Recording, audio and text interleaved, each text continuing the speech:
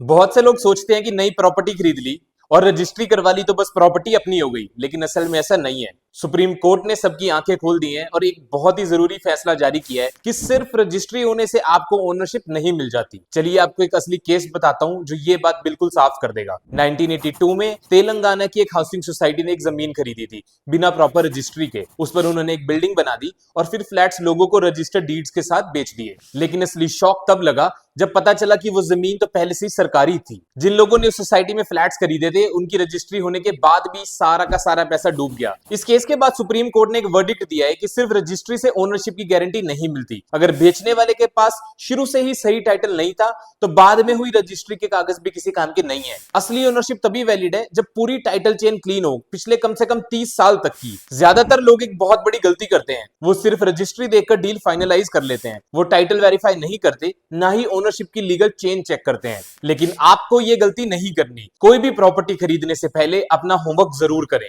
अपने इन्वेस्टमेंट को बचाने और असली ओनरशिप पक्की करने के लिए हमेशा सेल डीड वेरीफाई करो। ये सेल का प्राइमरी डॉक्यूमेंट है। लास्ट 30 इयर्स का टाइटल हिस्ट्री चेक करो, इससे ओनरशिप का पूरा इतिहास पता चल जाएगा। गवर्नमेंट रिकॉर्ड्स क्रॉस चेक करो, सरकारी डिपार्टमेंट से जमीन की ओनरशिप वेरीफाई करो। पहले के अग्रीमेंट्स भी देखो, प्रॉपर्टी से जुड़े पुराने एग्रीमेंट देखने से काफी कुछ पता चलता है। रजिस्ट्री के अलावा ये दो डॉक्यूमेंट्स असली ओनरशिप कंफर्म करने के लिए बहुत ही जरूरी है। सबसे पहला है इंतकाल certificate, transfer of ownership certificate. ये सरकार द्वारा ऑफिशियली जारी किया जाता है जो ओनरशिप ट्रांसफर को सर्टिफाई करता है। दूसरा होता है रीअलॉटमेंट लेटर। अगर प्रॉपर्टी किसी डेवलपमेंट का हिस्सा है तो ये लेटर डेवलपर देता है जो आपकी ऑफिशियल अलॉटमेंट को कंफर्म करता है। इन दोनों के बिना आपकी रजिस्ट्री भी पक्की नहीं हो सकती। इन्हें बिल्कुल भी स्किप मत करना। क्या आपको अपनी अगली प्रॉपर्टी खरीदने के लिए एक पूरी डिटेल चेकलिस्ट चाहिए? नीचे चेकलिस्ट कमेंट करें और मुझे फॉलो करें, मैं आपको पूरी चेकलिस्ट डायरेक्टली भेज दूंगा।